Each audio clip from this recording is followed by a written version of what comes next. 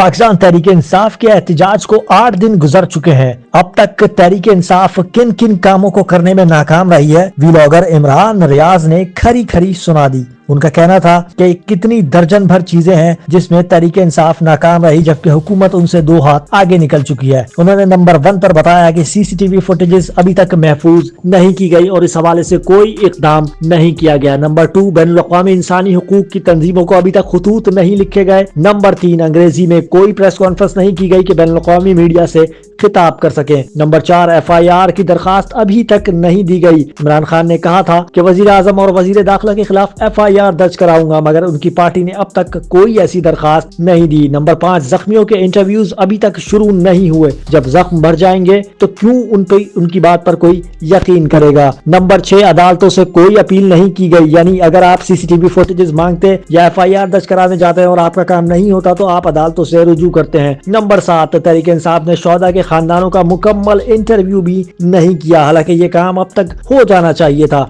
Number 8, शोहदा के खानदानों को इकट्ठा करके प्रेस कॉन्फ्रेंस करनी चाहिए थी, मगर तहरीक इंसाफ उसमें भी नाकाम रही। नंबर 9 पर इमरान खान के ट्विटर अकाउंट से जो बयानात आए, जो खबरें इमरान खान के ट्विटर अकाउंट से 2 दिन तक शेयर होती रही, इमरान खान का लहजा कुछ और होता था जबकि तहरीक इंसाफ की क़यादत का लहजा कुछ और होता था, और वो जो बात कर रही होती थी वो इमरान खान से थोड़ी सी मुख्तलिफ होती थी। इसके बाद इमरान रियाज खान ने मजीद कहा कि नंबर 10 पर तहरीक इंसाफ अभी तक डेटा मुकम्मल करने में सुस्ती का शिकार रही है। नंबर 11 पर लापता अफराद का मामला, ये वो मामला है जो अगर लाशें गायब हुई या फिर लोग गायब हुए तो उनका डेटा इकट्ठा करके पता किया जा सकता है कि कितने लोग गायब हैं, कितने लोग शहीद हुए हैं। जबकि नंबर 12 पर इमरान रियाज ने कहा कि रेंजर्स और FC की गाड़ियों पर जो हादसे में शहीद हुए, पाकिस्तान तहरीक इंसाफ अब तक हुकूमत के बयान का जवाब नहीं दे सकी। हुकूमत मुसलसल यही कह रही है कि तहरीक इंसाफ के कारकुनान ने रेंजर्स और FC को शहीद किया, जबकि पीपल्स पार्टी के किसी रहनुमा के पोते ने बयान दिया था कि वो गलती से उनसे ये हादसा हुआ था और रेंजर्स वालों पर वो गाड़ी चढ़ाई गई थी। नंबर 13 पर इमरान रियाज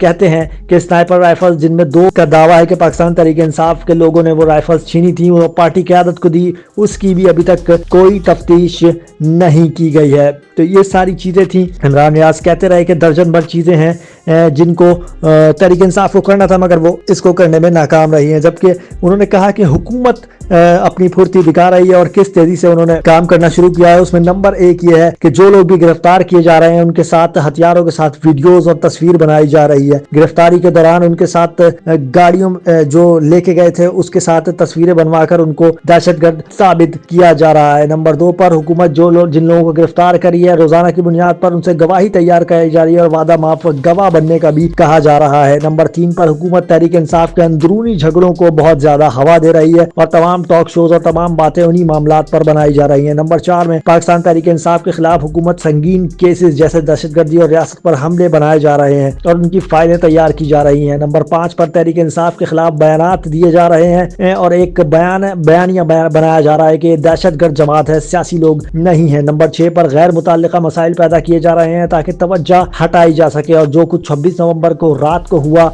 लोगों की उससे तवज्जो हट जाए। नंबर 7 पर हुकूमत एक और इकदाम कर रही है कि लाशों का मुसलसल मजाक बनाया जा रहा है, उसकी वजह से कॉलम भी लिखाए जा रहे हैं। उन्होंने सुहेल वड़ाई सीनियर सहाफी को मुखातिब करते हुए कहा कि सुहेल वड़ाई ने आज एक ऐसा कॉलम लिखा है जो शर्मनाक है, जिसमें उन्होंने लाशों का मजाक उड़ाया और इमरान खान की एहलिया को जादूगरनी भी कहा है। तो ये कहना था इमरान रियाज का अपने व्लॉग में कि क्या क्या हुकूमत कर रही है और क्या क्या तहरीक इंसाफ कर रही है और तहरीक इंसाफ किन चीजों में नाकाम रही है। उन्होंने गुस्से में तहरीक इंसाफ को खरी खरी सुनाई।